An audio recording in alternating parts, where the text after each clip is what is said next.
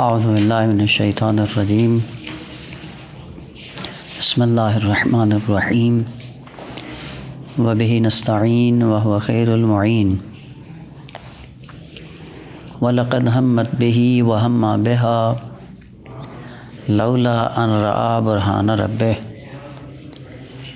كَذَلِكَ لِنَصْرِفَ عَنْهُ السُّوءَ وَالْفَحْشَاءَ إِنَّهُ مِنْ عِبَادِنَا الْمُخْلَصِينَ وَاسْتَبَقَ الْبَابَ وَقَدَّتْ قَمِيصَهُ مِنْ دُبُرٍ وَأَلْفَيَا سَيِّدَهَا لَدَى الْبَابِ قالت ما جزاء من اراد بأهلك سوءا الا ان يسجن او عذاب علیم۔ سلسلہ کلام سورہ مبارکہ علیکم السلام سلسلہ کلام سورہ مبارکہ یوسف میں جاری تھا، آیت نمبر 24 کہ زلیخا نے تمام تر اسباب اپنی کامجوئی اور اپنی عیاشی کے فراہم کر لیے تھے اور اپنے آپ کو بھی آمادہ کر کے تیار کر کے پورے اہتمام کرنے کے بعد دعوت دی۔ قالت ہے تلک، حضرت یوسف علیہ السلام نے اس کے مقابلے میں اپنے دامن کو، اپنی عفت کو اور حیا کے پردے کو چاک نہیں کیا۔ اسی لیے خداوند عالم فرماتا ہے وَلَقَدْ هَمَّتْ بِهِ، یعنی اہتمام کیا زلیخا نے۔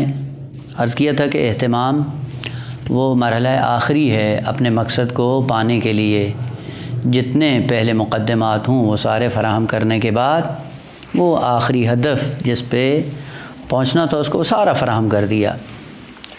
اس نے مقام عمل میں سارے مقدمات کو فراہم کیا، لیکن جناب یوسف علیہ السلام نے بھی وَهَمَّ بِهَا لَوْلَا أَنْ رَأَىٰ بُرْهَانَ رَبِّهِ، اگر برہان رب کو نہ دیکھتے تو ہمہ بہا وہ بھی اس آلودگی میں مبتلا ہو جاتے، یعنی وہ بھی اس کے مقصد کو مرحلہ کمال تک پہنچانے کے لیے بالآخر اپنے آپ کو آلودہ کر بیٹھتے۔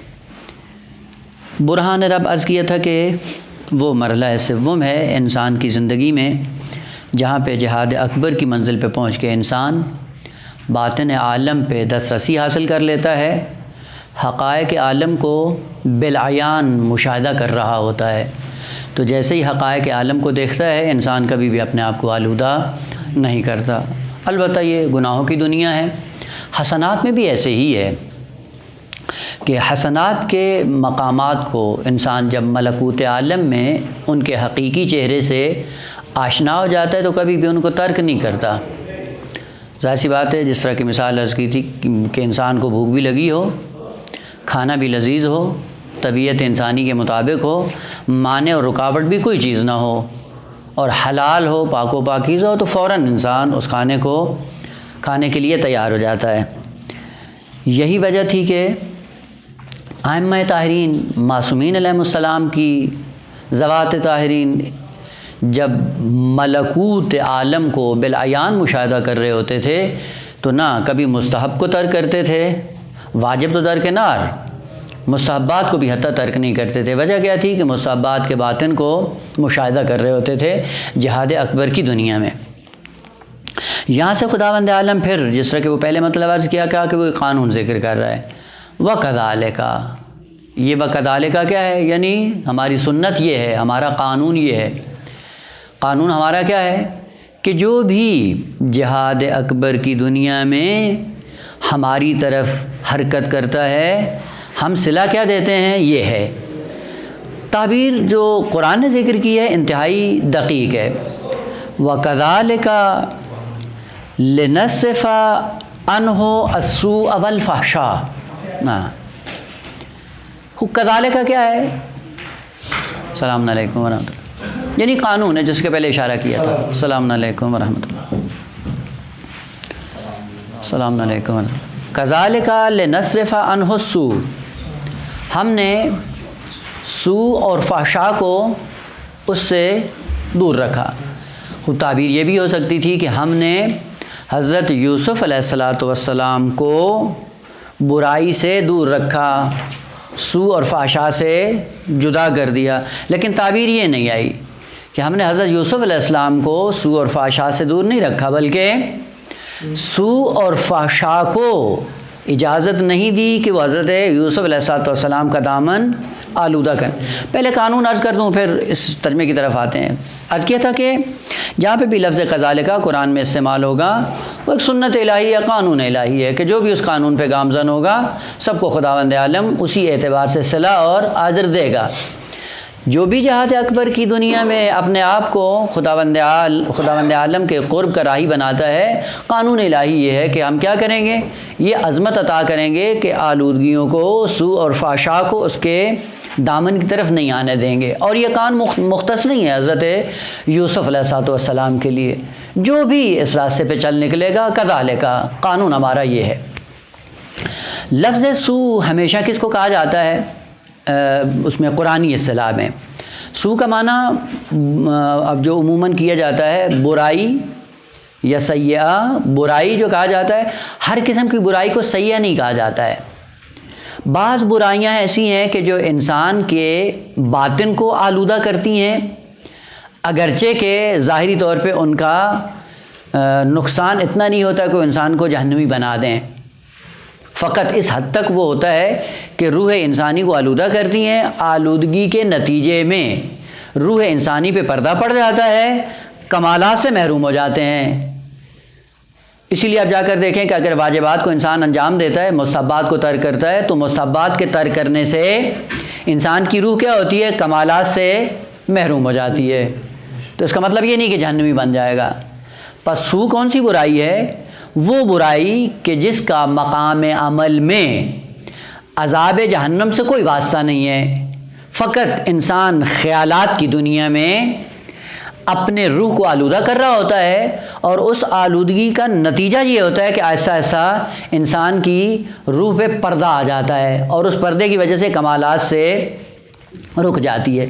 اسی لیے جو ترجمہ کیا گیا ہے سو کا معنی یعنی وہ خیالات برائی کے، فحشا کے، یا جتنے بھی معصیت ہیں یا جتنے بھی گناہان ہیں، ان گناہوں کو اپنے ذہن میں مجسم کر کے کاذب لذت سے ملزوز ہونا۔ یہ انسان کی زندگی میں ہے، بس اوقات گناہوں کے خیالات کی وادی میں گم رہتا ہے اور اسی میں ہی اپنی کتنے گھنٹوں کی زندگی تباہ کر دیتا ہے۔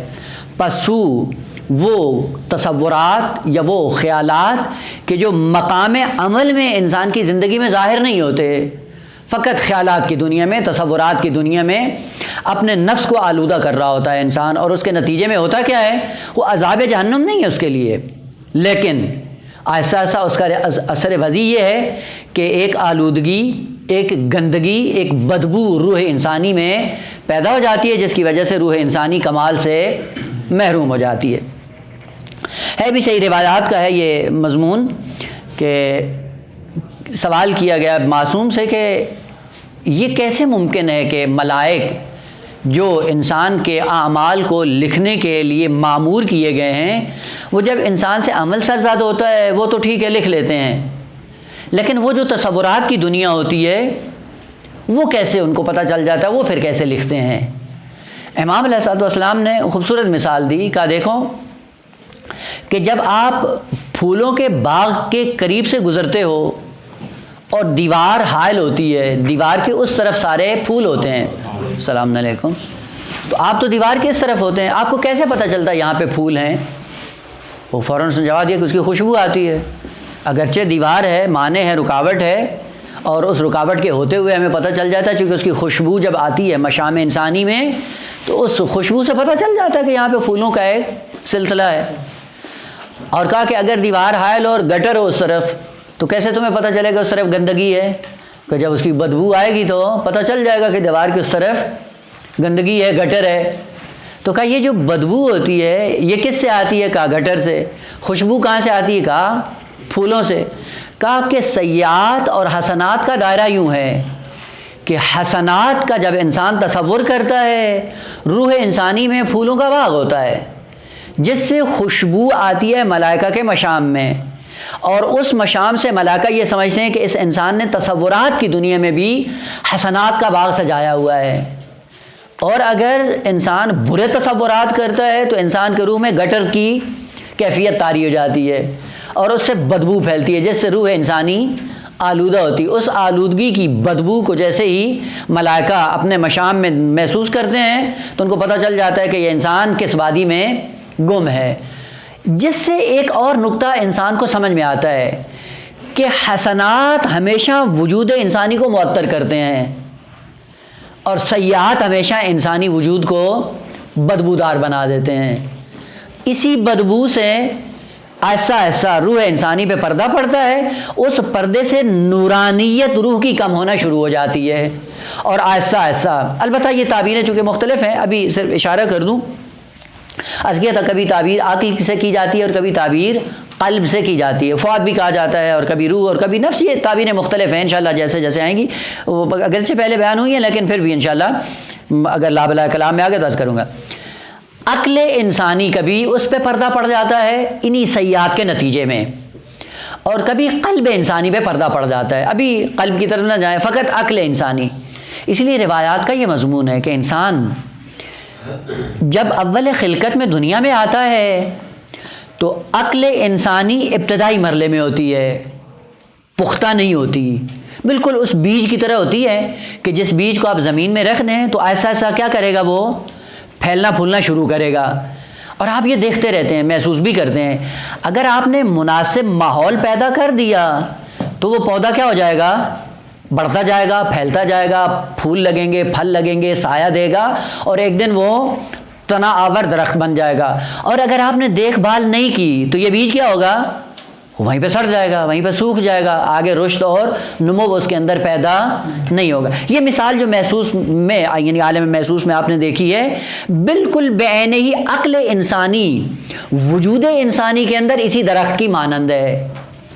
اگر اس درخت کو پروان چڑھانا ہے، عقل کو مرحلہ کمال تک لے کے جانا ہے تو اس کا بھی قانون یہی ہے کہ اگر آپ نے مناسب ماحول فراہم کیا، عقل کے اندر جتنے اعضاء ہیں آہستہ آہستہ رشد اور کمال کی طرف بڑھنا شروع ہو جائیں گے، اور جیسے جیسے بڑھتے جائیں گے ویسے ویسے فہم انسانی میں ارتقاء آتا جائے گا۔ کتنے ایسے لوگ ہیں جو تقوی اور معنویت کے سائے میں مسائل کو بھانپ لیتے ہیں، جبکہ کوئی ظاہری طور پہ نہ ان کو مشورہ دیتا ہے، نہ ہی ظاہری طور پہ لوگ آ کر اس کو خبر دیتے ہیں، لیکن اس تقوی اور معنویت کے ماحول کو جب ان میں وجود کے اندر فراہم کرتا ہے، عقل انسانی رشد کرتی ہے، ارتقاء کی طرف آتی ہے۔ جیسے یہ ارتقاء کی طرف آتی ہے مسائل کو سمجھنا شروع کر دیتی ہے۔ اب ہے سورہ مبارکہ طلاق میں من یتق اللہ یجعل لہ مخرجا ویرزقہ من حیث لا یحتسب، یعنی اگر آپ نے تقوی کا ماحول فراہم کیا تو خداوند عالم آپ کے لیے مخرج قرار دے دے گا۔ مخرج یعنی جہاں پہ انسان حیرت، سرگردان اور پریشانی کے عالم میں ہوتا ہے، اضطراب کے عالم میں، تو کہا جو متقی ہے کبھی سرگردان نہیں ہوتا۔ کیوں؟ چونکہ تقوی کے سائے میں جب ماحول اپنے وجود کے اندر نورانی بناتا ہے، عقل انسانی فعال ہو جاتی ہے، اور عقل جب ارتقاء کو آتی مسائل کو دیکھنا شروع کر دیتی ہے۔ اسی لیے روایات کا مضمون ہے کہ جب انسان سیئہ انجام دیتا ہے تو ایک ایک جز عقل کا نابود ہونا شروع ہو جاتا ہے، اور ایک دن ایسا آتا ہے کہ سارے اجزاء اس کے نابود ہو جاتے ہیں، اور پھر کیا ہو جاتا ہے، اولئک کالانعام بل ہم اضل۔ آپ نے دیکھا ہے یہ درختوں کو کبھی کبھی بیماریاں لگتی ہیں، یہ نزدیک سے دیکھا ہے نا، بعض درخت ہیں آہستہ آہستہ ان کے پتے جڑنے شروع ہو جاتے ہیں، بعد میں ٹہنیاں خشک ہونا شروع ہو جاتی ہیں، ایک دن ایسا آتا ہے پورا ہی سوکھ جاتا ہے، اور پھر ایک دن ایسا آتا ہے جب جڑیں بھی اس کی سوکھ جاتی ہیں، ہوا کا جھونکا آتا ہے اور زمین بوس ہو جاتا ہے، گر جاتا ہے، ختم، تمام شد۔ عقل انسانی بھی وجود انسانی کے اندر ایسے ہی ہے۔ حسنات کا تصور بھی عقل کے اعضاء کو رشد اور نمو دیتا ہے، اور حسنات کا تصور چھوڑ کر اگر سیئات کو انسان تصورات کی دنیا میں بسانا شروع کر دیتا ہے، ایک ایک جز عقل انسانی کا آہستہ آہستہ نابود ہونا شروع ہو جاتا ہے۔ اسی لیے کہا جاتا ہے کہ معصوم کون ہوتا ہے کہ گناہ کا تصور بھی نہیں کرتا۔ کیوں؟ کیونکہ اگر گناہ کا تصور کرے گا عقل بھی آہستہ آہستہ نابود ہونا شروع ہو جائے گی، اور جب عقل نابود ہونا شروع ہو جائے گی راستہ ہدایت بند ہو جائے گا، راستہ ہدایت بند ہوگا، خود اپنے لیے خود دوسرے مرلے میں بشریت کے لیے بھی وہ قابل ہدایت نہیں ہوتا ہے۔ کیوں کہا جاتا ہے کہ معصوم فقط گناہ نہیں کرتا؟ نہ فقط یہ کہ گناہ نہیں کرتا، گناہ کا تصور بھی نہیں کرتا ہے۔ کیوں؟ کیونکہ تصور گناہ بھی انسان کے وجود کے اندر گٹر کو ایجاد کرتا ہے جس کی گندگی ہدایت کے ساتھ سازگار نہیں ہے۔ یہیں سے وہ دوسرا مطلب یہ آتا ہے کہ معصوم کبھی بھی ترک اولا بھی انجام نہیں دیتا۔ کیوں؟ چونکہ ترک اولا سے بھی عقل کے جتنے خلیے ہیں، جتنے اعضاء ہیں، وہ آہستہ آہستہ ایک ایک کر کے نابود ہونا شروع ہو جاتے ہیں۔ لہذا معصوم کوئی بھی ہو کبھی بھی مستحبات کی دنیا میں کسی مستحب کو ترک نہیں کرتا، اور کبھی مکروہات کی دنیا میں کسی مکروہ کا مرتکب نہیں ہوتا ہے۔ اب جتنی بھی آیات قرآن کے اندر ہیں وہ انشاءاللہ ایک ایک کر کے جیسے آئیں گی تو ان کو عرض کریں گے۔ بس لفظ سو وہ جو وجود انسانی کو اندر سے کھوکھلا کر دیتا ہے، اندر سے آلودہ کر دیتا ہے، اگرچہ جہنم میں نہیں لے کے جاتا، لیکن جہنم میں لے جانا فقط معیار نہیں ہے، جہنم سے بچ جانا بھی معیار نہیں ہے۔ جہنم سے بچنے کے بعد وہ کمالات جس کے لیے انسان خلق ہوا ہے ان تک جانے کے لیے یہ سو، یہ تصورات برائی کے اور یہ عیاشی ذہنی یہ معنی ہے، جس کی وجہ سے کیا ہوتا ہے آہستہ آہستہ روح انسانی تاریک ہونا شروع ہو جاتی ہے۔ اور فحشا کیا ہے؟ فحشا ہر اس گناہ کو کہا جاتا ہے کہ جس کے سائے میں انسان مقام عمل میں اپنے آپ کو آلودہ کر بیٹھتا ہے۔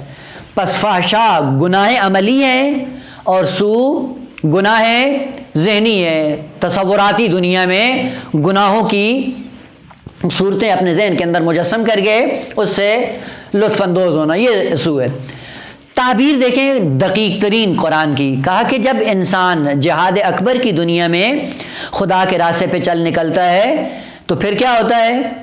ہم سو اور فحشا کو اصلاً آنے نہیں دیتے ہیں ہیتہ عصمت کے اندر، معصوم کے محدودے کے اندر ان کو اصلاً اجازت نہیں دیتے ہیں کہ یہ آئیں۔ البتہ معلوم ہے نا اس اجازت سے کہ یہ تکوینی طور پہ خدا راستہ بند کر دیتا ہے۔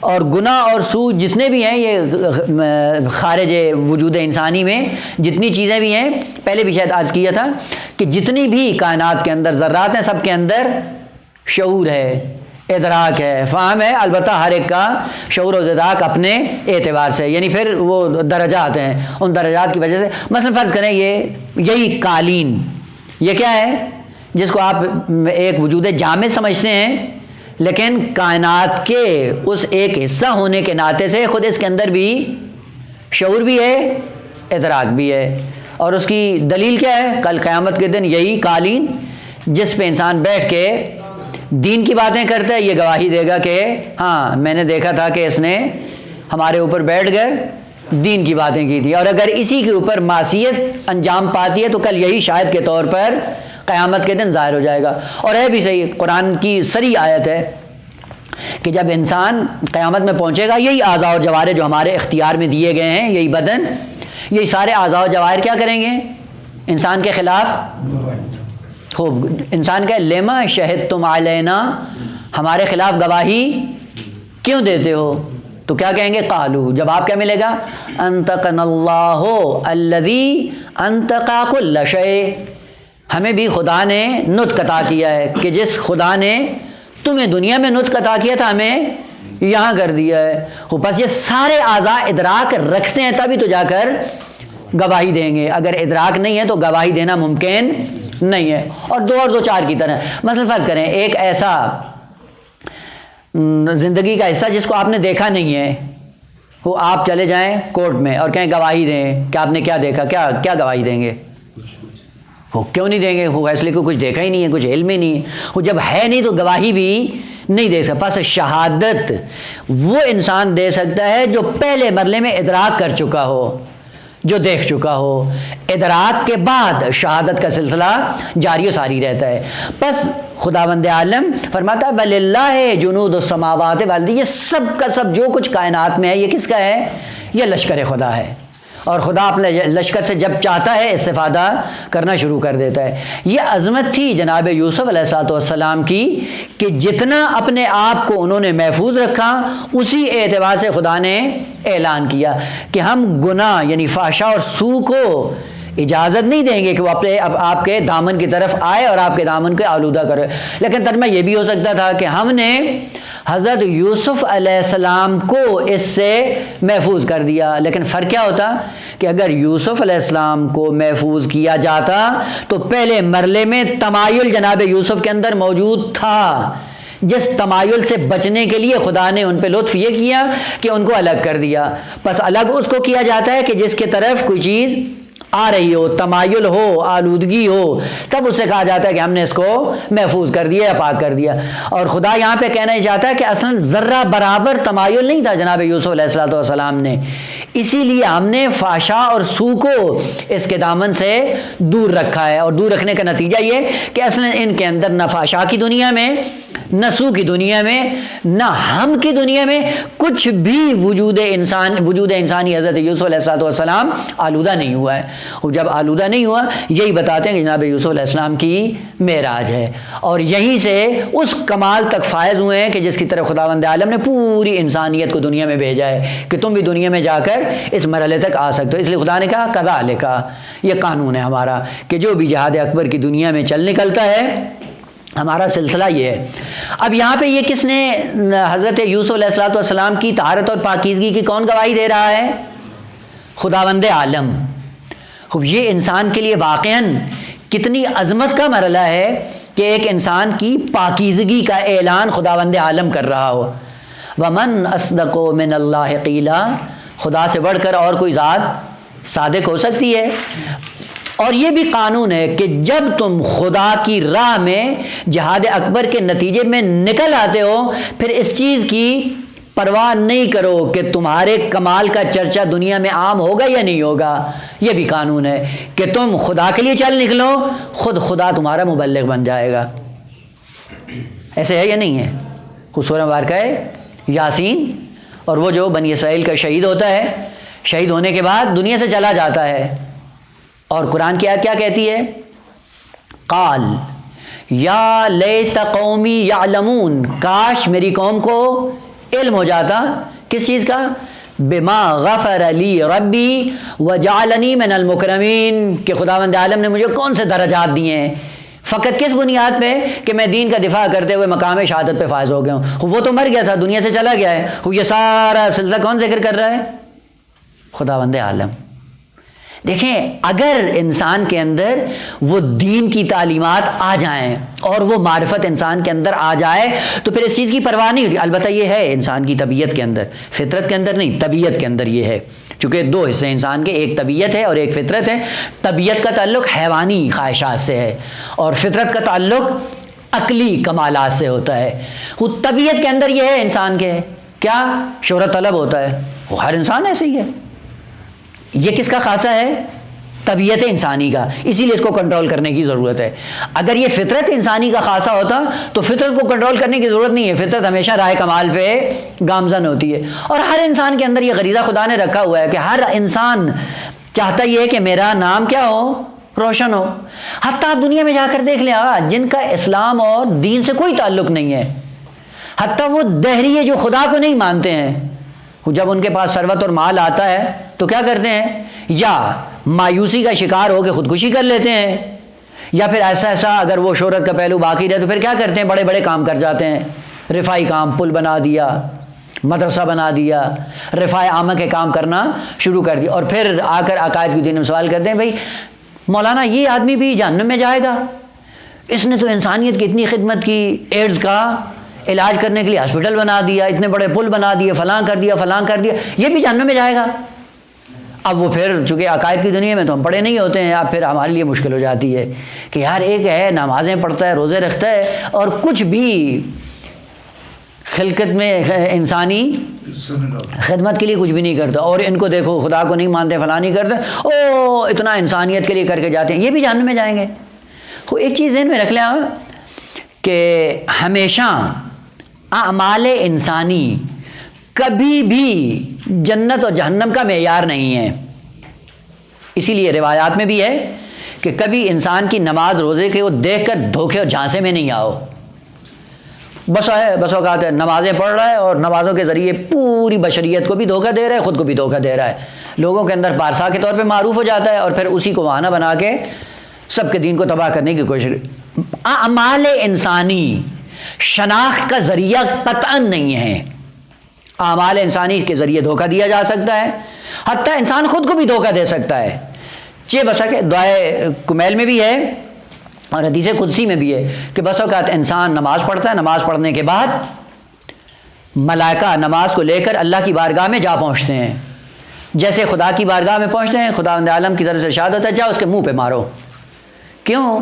لِأَنَّهُ قَصَدَ بِهِ غَيْرِي, اس نے جو عمل انجام دیا ہے اس سے میرے غیر کی خوشنودی کا طالب ہے, خالصتاً یہ عمل اس نے میرے لیے انجام نہیں. اور واقعاً دعائے کمیل کے جملے پڑھیں, انسان کو واقعاً کبھی کبھی شرمندگی ہوتی ہے کہ خداوند عالم کیا فرماتا ہے کہ کبھی کبھی جو کرامن کاتبین انسان پہ معین کیے ہوئے ہیں, کبھی کبھی یہ انسان ان کو دھوکہ دے کر عمل کو ان سے بھی چھٹکارا اس کو مل جاتا ہے. یعنی حتیٰ ملائکہ کو بھی سمجھنے نہیں دیتا میں کس لیے انجام دے رہا ہوں. اور پھر کیا ہے تعبیر کیا ہے, وَأَنْتَ الرَّقِيبَ عَلَيْهِمْ لِمَا خَفِيَ عَنْهُمْ. عجیب بات نہیں ہے؟ یہی دعا کمیل کے جملے ہیں نا, کہ کرام کاتبین کو آپ نے مقرر کیا ہمارے لیے, لیکن کبھی کبھی ہوتا ہے کہ یہ انسان ان کو بھی دھوکہ دے جاتا ہے, ایسے اعمال انجام دیتا ہے جو ملائکہ سے بھی مخفی ہو جاتے ہیں. اور پھر کیا کرتا ہے, وَأَنْتَ الرَّقِيبَ عَلَيْهِمْ, پھر آپ بھی محافظ ہیں. یعنی کبھی کبھی یہ انسان اتنا زیرک اور اتنا ہے کہ اگر وہ ملائکہ کو دھوکہ دیتا ہے تو عمل کو اس طرح سے انجام دیتا ہے کہ میں نے خدا کے لیے انجام دیا, لیکن خدا کو پتہ ہے کس نے کس کے لیے انجام دیا, لہذا پلٹ کر اس کے منہ پر مار دیا جاتا ہے. یہ انسان کے اندر پس اعمال کبھی بھی انسان کے لیے معیار نہیں ہے. کون سی چیز معیار ہے؟ وہ چیز معیار ہے جو نظر نہیں آتی. ہر عمل کے پیچھے ایک نیت ہے, وہ نیت کار فرما ہوتی ہے کہ نیت کے بل بوتے پہ انسان کو کمالات بھی ملتے ہیں, انسان کو درجات بھی ملتے ہیں, اور اسی نیت کے بل بوتے پہ انسان آہستہ آہستہ انحطاط کا بھی شکار ہوتا ہے. اسی لیے روایت میں بیک انما الاعمال بالنیات, اور سخت ترین عمل انسانی کون سا ہے؟ نیت ہے. اسی لیے پتہ چلتا ہے کہ جیسے روایات میں من مات علی حب آل محمد مات شہیدا, عمل کی بات نہیں ہے, فقط نیت کی بات ہے. محبت کا تعلق دل انسانی, قلب انسانی سے ہے, اور محبت اہل بیت دل میں رکھ کر خالصتاً اپنے آپ کو اہل بیت کے لیے مخلص قرار دینا آسان کام نہیں ہے.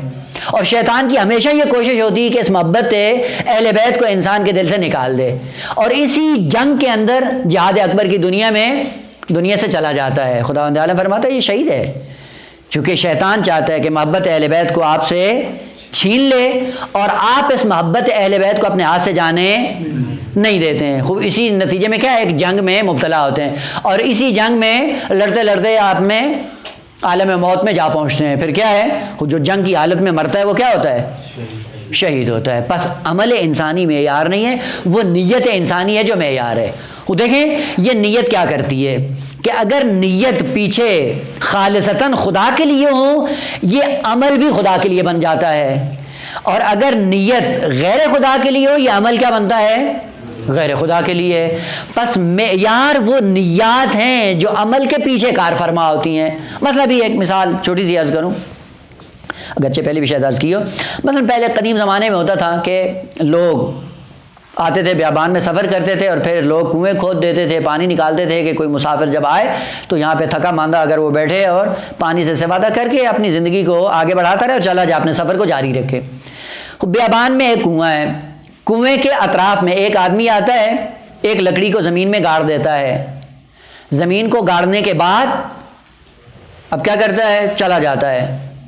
ایک آدمی آتا ہے, اس لکڑی کو نکال دیتا ہے کنویں کے اطراف سے. ایک نے گاڑا ہے عمل, دوسرے نے نکالا ہے یہ عمل. خود دونوں کی نیت کیا تھی؟ جس نے گاڑا ہے اس کی نیت یہ تھی کہ جب آئے گا مسافر اس کے پاس سواری بھی ہوگی, سواری کے لیے بیچارے اس کو باندھنا پڑے گا, باندھنے کے لیے کوئی جگہ نہیں ہوگی. وہ یہاں پہ لکڑی گاڑ دیتا ہوں کہ جب وہ آئے مسافر تو اپنی سواری کو یہاں پہ باندھ دے, باندھنے کے بعد پانی سفادہ کرے, استراحت کر کے چلا جائے. نیت یہ ہے. تو اب یہ عمل اچھا ہے یا برا ہے؟ انتہائی اچھا عمل ہے. دوسرا آتا ہے اسی لکڑی کو زمین سے نکال کے پھینک دیتا ہے. خوب نیت کیا ہے؟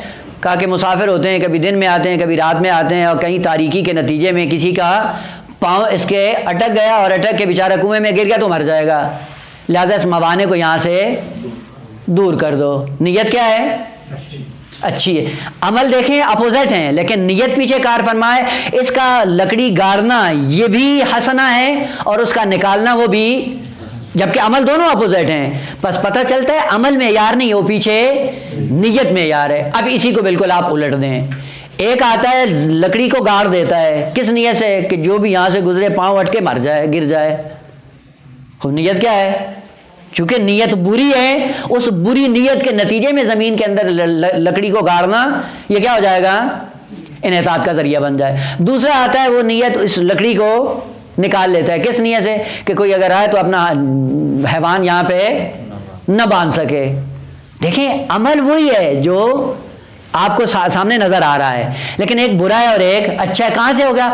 بس خود عمل میں اچھائی اور برائی نہیں تھی، عمل کے پیچھے جو چیز کار فرما تھی وہ آ کر اس عمل کو اچھا بھی بنا رہی ہے اور عمل کو برا بھی بنا رہی ہے. اسی لیے کہا جاتا ہے کہ خالص ترین عمل انسان کی زندگی میں نیت ہے، اور اس نیت کو خالص کرنا انتہائی سخت ہے.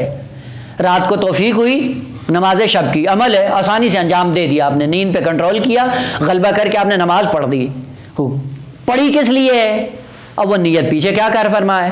خوب دیکھیں یہ جو ہمارے دوست احباب ہیں آج بیٹھے ہیں، چلیں سب کے سامنے پڑھتے ہیں، یہ کل کو تعریف کریں گے. خود نیت نے اسی عمل کو کیا کر دیا ہے؟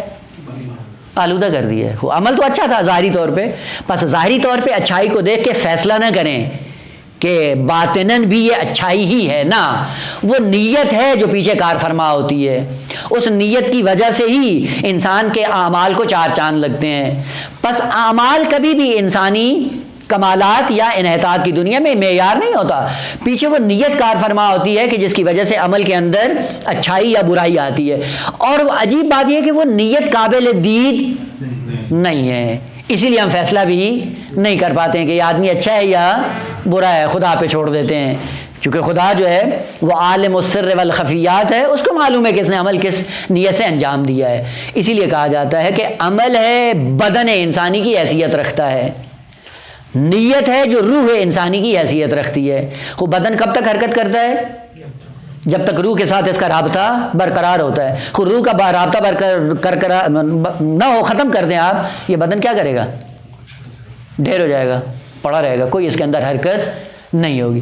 بس یہ جتنے آپ اچھے اعمال ظاہراً دیکھتے ہیں جس کی وجہ سے آپ کو ڈاؤٹ ہوتا ہے کہ جی یہ بھی جہنم میں جائیں گے، آغا عمل معیار ہی نہیں ہے. عمل کے پیچھے وہ نیت کار فرمائے کہ اس نے کس نیت سے یہ عمل انجام دیا ہے، اسی نیت کے مطابق اجر بھی مل جائے گا. خوب اگر اس نے نیت یہ کی ہے کہ میں واقعاً خدا کی طرف جانے کے لیے یہ کام کر رہا ہوں، یقیناً اجر ملے گا. لیکن اگر اس لیے کیا ہے کہ کل کو لوگ میری تعریف کریں گے، میری یہاں پہ تختی لگ جائے گی، جب تک رہے گا میرے نام کا ہاسپٹل ہوگا اور لوگ مجھے یاد کریں گے، خوب لوگ یاد کر رہے ہیں، اجر تو آپ کو مل گیا، خدا سے کیا چاہیے؟ بیشتر جہنم کیسے خدا سے مانگ رہے ہو؟ بس ہمیشہ اعمال کو دیکھ کر جھانسے میں نہ آئیں. اعمال کو دیکھ کر جو انسان جھانسے میں آ جاتا ہے اسی کو روایات میں احمق کہا گیا ہے، ابلا کہا گیا ہے. کہا کہ ابلا اور احمق ہے وہ انسان جو ظاہری اعمال کو دیکھ کر دھوکہ کھا جاتا ہے. اسی لیے معصومین نے کئی دفعہ اس مطلب کو بیان کیا ہے کہ کبھی بھی لوگوں کے نماز و روزے سے متاثر ہو کر ان کے دینداری کا فیصلہ نہ کرنا، بلکہ کیا دیکھنا، وہاں پہ ائمہ طاری نے چند ایک معیار ذکر کیے. مثلا ان میں سے ایک کہا کہ دیکھو اس کے اندر صداقت ہے یا نہیں. دو، دیکھو ان کے اندر امانت داری ہے یا نہیں ہے. تیسرا، دیکھو ان کے اندر فہم و فراست ہے یا نہیں ہے، تعقل والی کیفیت ان کے اندر ہے یا نہیں ہے. یہ معیارات ہیں جو ائمہ طاری نے ذکر کیے. بس عمل کبھی بھی انسان کی زندگی میں معیار نہیں بنتا. بس یوں نہ کریں کہ ان کے اچھے اعمال دیکھ کر آپ کو یہ جھانسا آ جائے کہ شاید یہ. بس آج کیا کر رہے تھے؟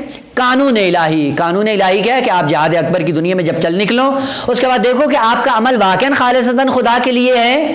جواب کیا ہے؟ کذالک لنصرف عنہ السوء والفحشاء، ہم تصورات کو بھی آپ کی ذات سے الگ کر دیں گے اور مقام عمل میں بھی آپ کو محفوظ کر لیں گے، اور ہم تمہارے مبلغ بن کر تمہاری اچھائی، تمہارے کمالات اور تمہاری صداقت کا پرچار کرنے والے ہم ہو جائیں گے۔ بس حضرت یوسف علیہ السلام نے جب کیا، یہ عمل انجام دیا خدا کے لیے، پہلا مبلغ جناب یوسف علیہ السلام کا خود خدا ہے، اور یہ ہو سکتا ہے آپ کرو یہ کام، اور کام کرنے کے بعد چھوڑ دو خدا پہ، خدا خود تمہارا مبلغ بن جائے گا اور آئندہ آنے والی نسلوں تک آپ کے نام کو روشن رکھے گا۔ اور آپ دیکھ لیں دنیا میں کہ جتنے بھی اچھے باکردار علماء دنیا میں گزرے ہیں، ابھی تک ہزاروں سال گزر گئے لیکن آج بھی ان کا نام آپ کی زبان پہ جاری اور ساری ہے۔ پس پہلا نقطہ کہ اگر انسان جہاد اکبر میں خالصتاً خدا کے لیے انجام دیتا ہے، قانون یہ کہ سب سے پہلے ہم سوء اور فحشاء کو آپ سے دور کریں گے، دوسرے مرحلے میں آپ کی صداقت، پاکیزگی اور طہارت کے مبلغ ہم خود بن جائیں گے۔ نتیجہ دوم، انہ من عبادنا المخلصین، عجیب ہے، کہا کہ یہ ہمارے بندوں میں سے، یہ عبودیت، یہ بہت بڑا مقام ہے، مقام انسانیت میں مقام عبودیت۔ اسی لیے آپ جب تشہد بھی پڑھتے ہیں تو سب سے پہلے کیا کہتے ہیں؟ اشہد ان محمدً عبدہ ورسولہ، رسالت بعد میں، عبودیت پہلے۔ اگر عبودیت انسان کے اندر آ جائے، سارے کمالات انسان کو ایسا ایسا ملنا شروع ہو جاتے ہیں، اور اگر عبودیت نہیں آتی تو آپ دیکھ لیں کہ کچھ بھی انسان کو نہیں ملتا۔ لیکن دو چیزیں ذہن میں رکھیے گا، ایک ہے عبودیت اور ایک ہے عبادت، دونوں میں خلط نہیں کریں۔ عبودیت الگ مفہوم ہے، عبادت الگ ہے۔ عبادت سے عابد بنتا ہے، عبودیت سے عبد بنتا ہے۔ اگر عبودیت آ جائے انسان کی زندگی میں، عبد بن جاتا ہے، اور اگر عبادت آ جائے انسان کی زندگی میں، عابد بن جاتا ہے۔ شیطان کی زندگی میں عبادت ہی عبادت تھی، عابد بن گئے، چونکہ عبودیت نہیں تھی، عابد نہیں بن پایا۔ خوب فرق ہے دونوں میں، دیکھیں ہاں چھوٹا سا فرق ہے، اور وہ یہ فقط احساس اور عدم احساس کا فرق ہے۔ اگر انسان کی زندگی میں احساس مالکیت آ جائے، یہ عابد بن سکتا ہے، عبد نہیں بن سکتا۔ اور اگر احساس مالکیت ختم کر دے اپنی زندگی میں، یہ عبد بن جاتا ہے۔ دیکھیں خدا نے آپ کو پیسہ دیا، پراپرٹی دی، زمین دی، نہ جانے کیا کیا آپ کو خدا نے دیا، اور آپ کے اندر احساس مالکیت آ گیا، گھر بھی میرا ہے، گاڑی بھی میری ہے، زمین بھی میری ہے، پراپرٹی بھی میری ہے، اور پھر اترانا شروع کر دیتے ہیں یہ میرا ہے، میرا ہے، میرا ہے، میرا ہے۔ یہ کیا ہے؟ احساس مالکیت۔ اور اسی احساس مالکیت کے نتیجے میں ہوتا کیا ہے؟ پورا معاشرہ جہنم بن جاتا ہے۔ اب دیکھیں یہ جو لڑائیاں ہوتی ہیں معاشرہ انسانی کے اندر، کس بنیاد پہ ہیں؟ اسی احساس مالکیت میں۔ ایک کہتا ہے یہ جزیرہ ہمارا ہے، دوسرا کہتا ہے نہیں ہمارا ہے، اب پھر کیا ہوتا ہے؟ لڑائی شروع ہوگی۔ وہ آپ نے دیکھا پاکستان میں صوبہ سرحد میں تھوڑا سا کوئلہ نکلا، اور جدے وہاں پہ اطراف میں قبیلے تھے، دو حصوں میں تقسیم ہو کے ایک کہتا ہے ہمارا ہے، دوسرا کہتا ہے ہمارا ہے، کوئلہ وہیں پہ پڑا ہوا ہے، ان کا قتل عام شروع ہوئے۔ کہاں سے ہوتا ہے یہ جھگڑا؟ احساس مالکیت۔ یہ احساس اگر ختم کر دے انسان، عبد بن جاتا ہے، اور جس کے اندر احساس مالکیت نہیں ہوتا، معاشرہ بحث ہو جاتا ہے۔ بس آپ دیکھیں یہی ایک بلڈنگ کھڑی ہوئی ہے، اب یہاں پہ کئی ایک افراد ہیں اور کسی کے اندر احساس مالکیت نہیں ہے، جو بھی آتا ہے ہم بھی دین کا کام کرنا ہے، جب احساس مالکیت نہیں تو کیا کہیں گے؟ وہ بسم اللہ آپ آ جائیں۔ وہ دوسرے کے اندر بھی احساس مالکیت نہیں تو کیا کہے گا؟ وہ آپ دین کا کام ہے، بسم اللہ آپ کر لیں۔ دیکھیں اسی احساس مالکیت سے کتنا فساد معاشرہ انسانی میں برپا ہوتا ہے، اور اگر اس احساس مالکیت کو ختم کر دیں، کتنی زندگی انسان کی آسودہ ہو جاتی ہے۔ مثال تاکہ بات اور ذہن میں آ جائے، آپ نے دیکھا ہے کبھی جاتے ہیں بینک کے اندر بعض ہوتے ہیں کیشیئر، دیکھیں نا، آپ لے کے جاتے ہیں بوری پیسوں کی لے جاتے ہیں اور اس کو دے دیتے ہیں، اور دیکھنے کے بعد وہ کیا کرتا ہے؟ وہ گن کے ایسا ایسا آپ کے اکاؤنٹ میں ٹرانسفر کر دیتا ہے۔ آپ اس سے کہو آپ کو اتنے پیسے دیے، آپ کو خوشی ہوئی؟ کیوں خوشی نہیں ہوئی؟ چونکہ احساس مالکیت۔ خوب اگلے مرحلے میں آپ جائیں اور اس سے کہیں جتنی بوری دی تھی اب واپس کر دو، جب دے گا تو اس کو اٹیک ہوگا؟ وہ کیوں نہیں ہوگا؟ چونکہ احساس مالکیت نہیں، چونکہ اس کو پتہ ہے نہ میرا ہے کہ میں اس پہ خوش ہوں، نہ میرا ہے کہ مجھے دیتے ہوئے میرا دل کی دھڑکن بند ہو جائے۔ دیکھیں یہ ایک چھوٹا سا نمونہ ہے، اس کی زندگی دیکھیں، صبح سے شام تک پتہ نہیں لاکھوں کروڑوں روپے گنتا ہے، رکھتا ہے، اٹھا کے دے دیتا ہے، لیکن ذرا برابر نہ اس کے چہرے پہ خوشی آتی ہے اور نہ ہی اس کے چہرے پہ ملال آتا ہے، یعنی دینے پہ خوش نہیں ہوتا، اور اس سے اگر لے لیا جائے تو ناراض نہیں ہوتا ہے، کوئی احساس نہیں ہوتا ہے۔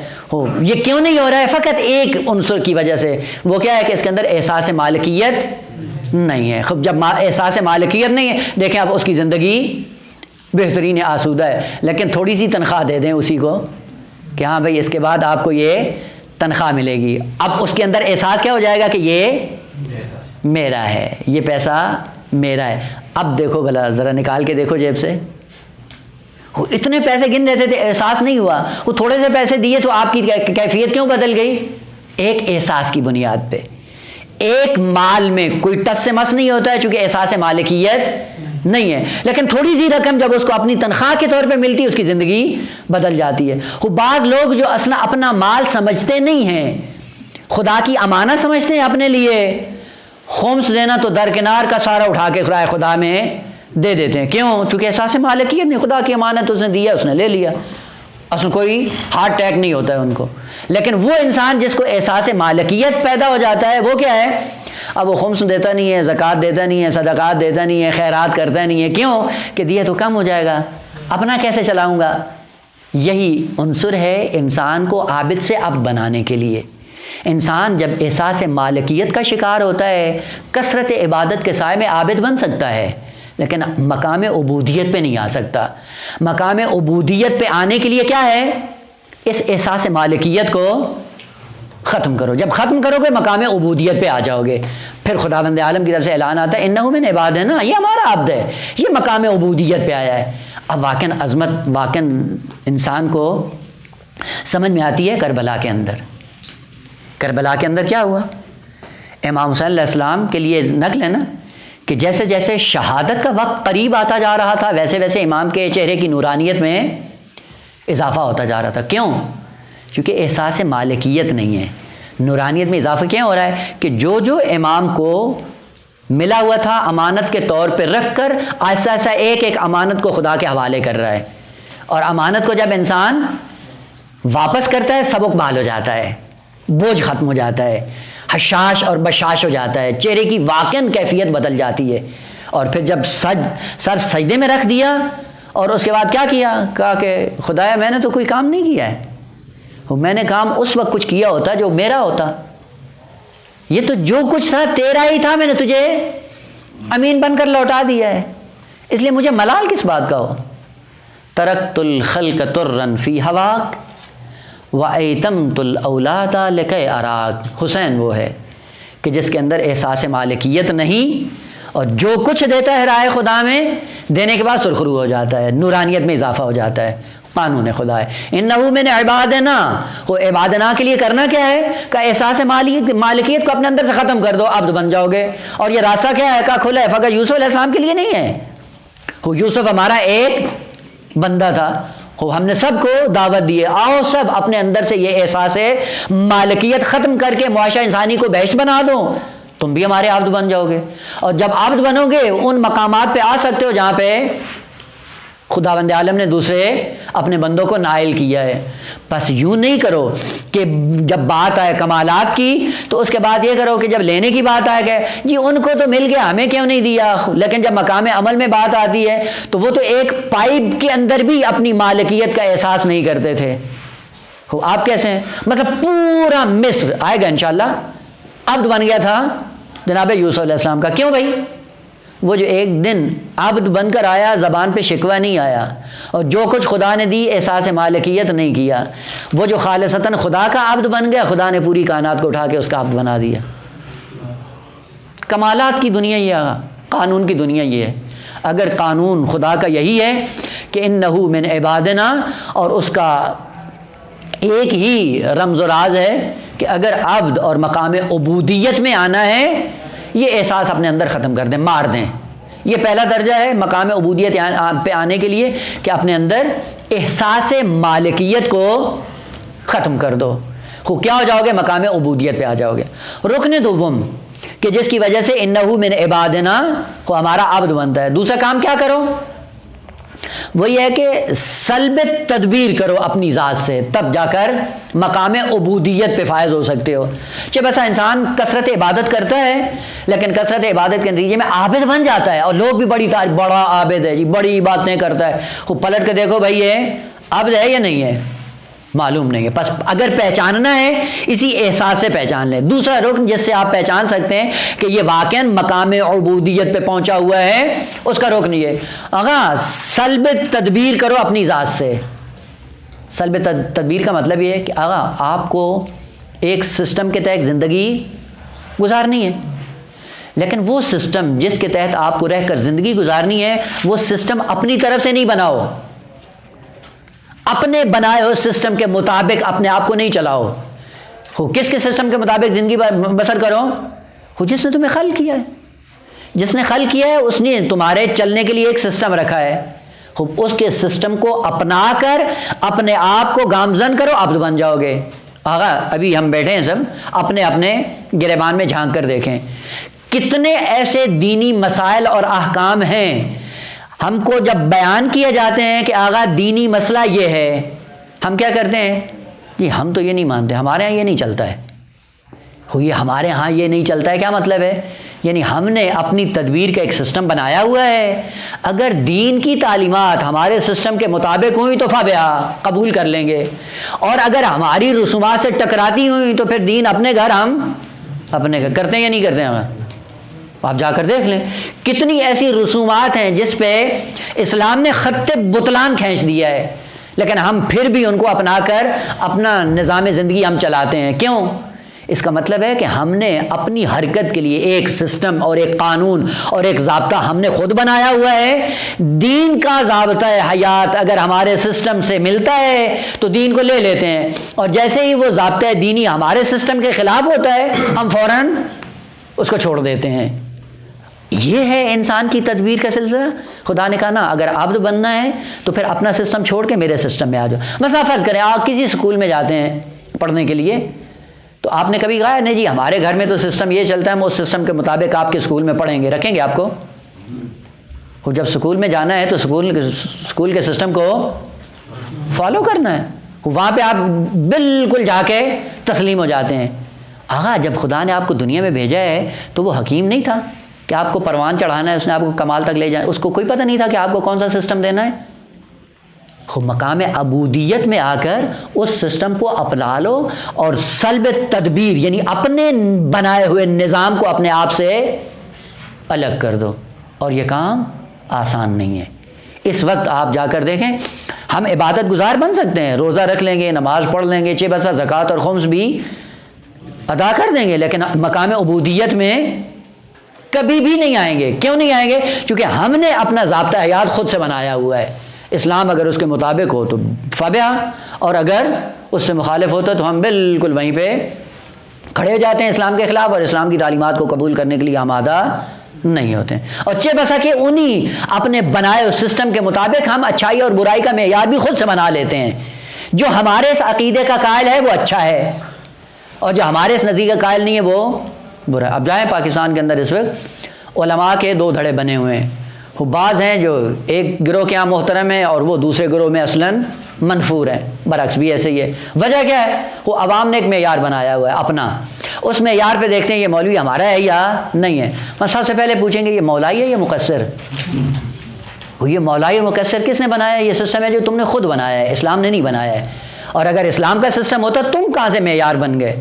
دین خدا میں جا کر دیکھو کہ یہ مقصر ہے یا نہیں، لیکن ہم نے اپنا سسٹم بنایا ہوا ہے، اور پھر کہتے ہیں ہم بہت بڑے عزادار ہیں، ہم بہت بڑے اللہ کے مقرب ہیں۔ نہ، عبودیت کی منزل پہ وہ آتا ہے جو اپنا سسٹم چھوڑ کر دین کے سسٹم حیات کو اپنانے کے بعد راہ خدا میں گامزن ہو جاتا ہے۔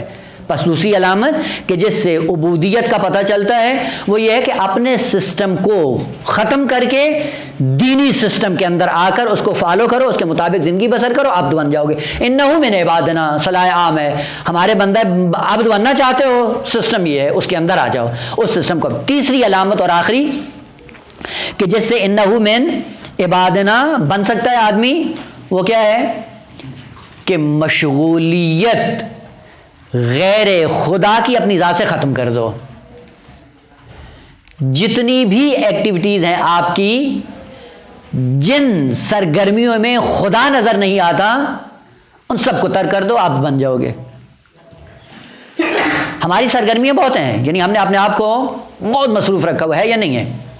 خوب ان سرگرمیوں پہ ذرا نظر دوڑائیں کہ جن جن کاموں میں ہم نے اپنے آپ کو مشغول کیا ہوا ہے یہ خدائی سرگرمیاں ہیں یا ہماری اپنی بنائی ہوئی ہیں؟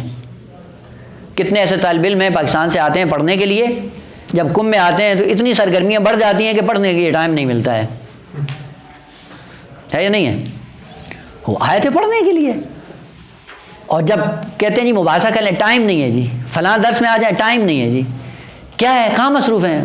اتنی مصروفیات آپ کو پتہ نہیں، سر کھجلانے کا ٹائم نہیں ہے، لیکن ہیں کیا؟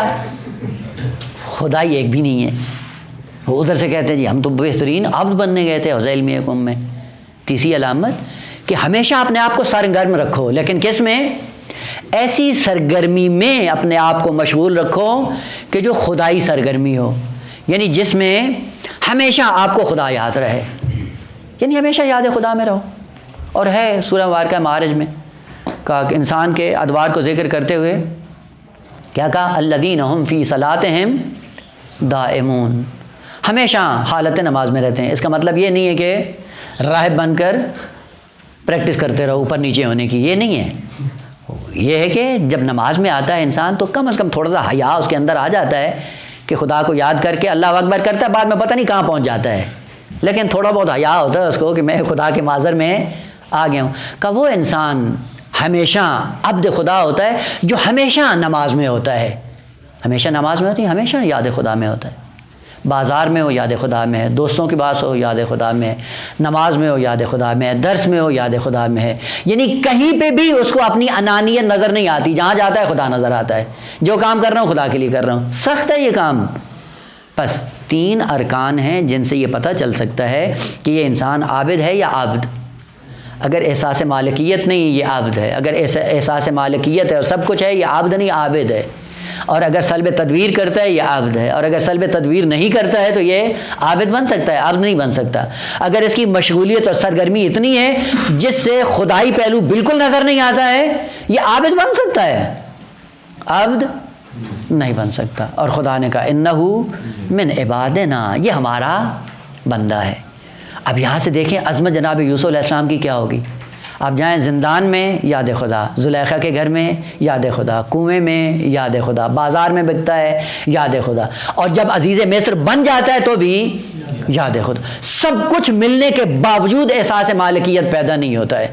پورا ملک مصر مملوک جناب یوسف ہے لیکن زندگی میں کوئی تبدیلی نہیں ہے۔ یہ عبد خدا ہے جس کے اندر نہ احساس مالکیت ہے، نہ اپنا سسٹم ہے، نہ خدا کی یاد سے غافل ہوتا ہے۔ اسی لیے خدا نے اعلان کیا کذالک، یہ قانون ہے ہمارا۔ اگر تم بھی آنا چاہتے ہو بسم اللہ، آپ بھی ہمارے عبد بننا چاہتے ہو، ہماری طرف سے کوئی بخل نہیں ہے۔ کلمہ آخری ہے انہو من عبادنا المخلصین۔ اب یہ ایک مطلب دیگر ہے کہ انشاءاللہ کل اگر توفیق ہوئی تو اس کو عرض کریں گے۔ والحمدللہ رب العالمین۔